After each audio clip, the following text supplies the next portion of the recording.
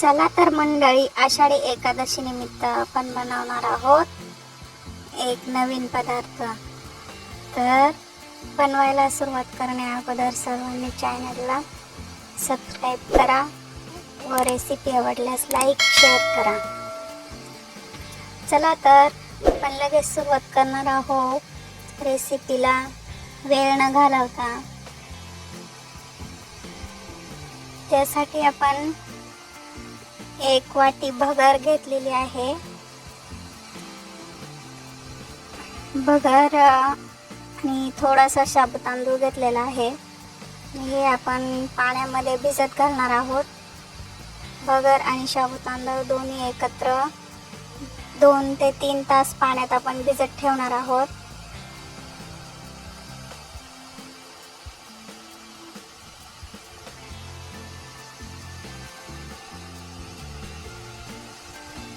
भगर व शाबू तांदूळ पाण्यामध्ये 2 तास भिजत ठेवणार आहोत आपण.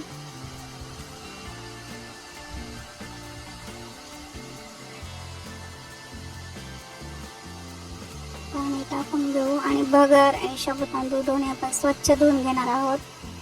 धुवून घेतल्यानंतर आपण त्या 2 तासासाठी भिजत ठेवणार आहोत.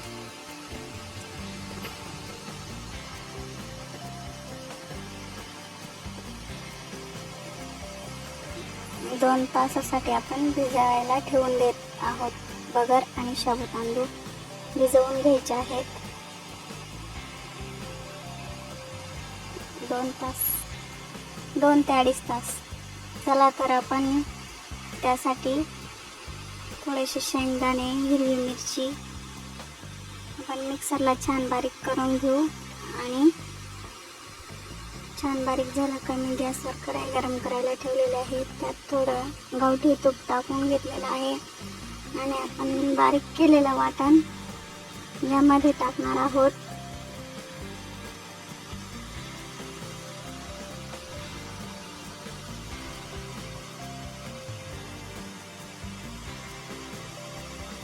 बारीक केलेलं वाटण यामध्ये टाकून छान परतून घेणार आहोत. परतल्यानंतर त्यामध्ये थोडेसे पाणी ॲड करणार आहोत आणि थोडंसं मीठ टाकून घेणार आहोत चवीपुरतं.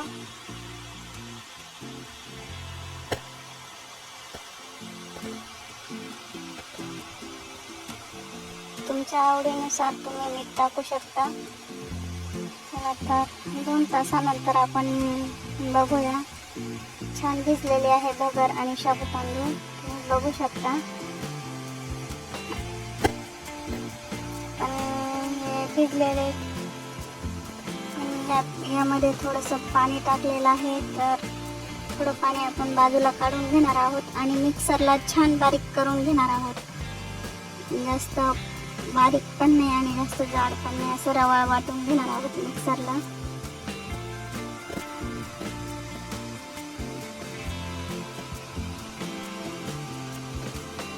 आपली चटणी तयार आहे, बघू शकता तुम्ही.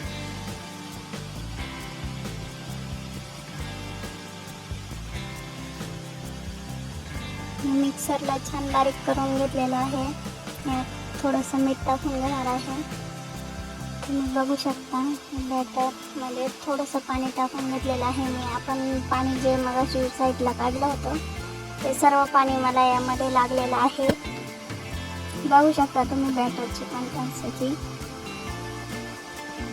जास्त पातळ पण नाही, जास्त घट्ट पण नाही, असं बॅटर बनवून घ्यायचं आहे. तवा गॅसवर गरम करायला ठेवलेला आहे आणि साईडने कढईने तूप टाकून घेतलेलं आहे. आणि तयार केलेलं बॅटर याच्यावरती सोडणार आहोत. बॅटर टाकताना कढईने टाकायचं, पहिले मध्यभागी टाकायचं नाही. बघू शकता तुम्ही, या पद्धतीने बॅटर टाकून घ्यायचं आहे. 2 ते 3 मिनिटं आपण वाफवून घेऊ. यावर झाकण ठेवायचं आहे.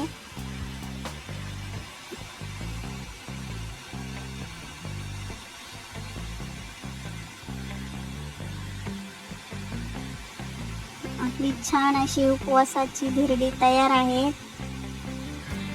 आणि याला पलटवून घेऊ. मग शकता तुम्ही किती क्रिस्पी आणि मऊसूत अशी ही धिरडी तयार होतात.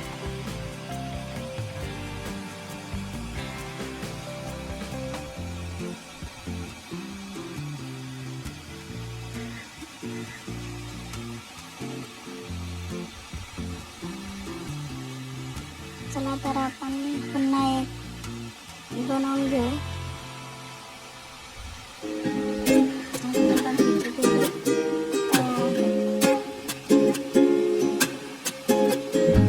कशी वाटली रेसिपी नक्की कमेंट करून सांगा. आवडल्यास लाईक करा, शेअर करा, चॅनलला सबस्क्राईब करा.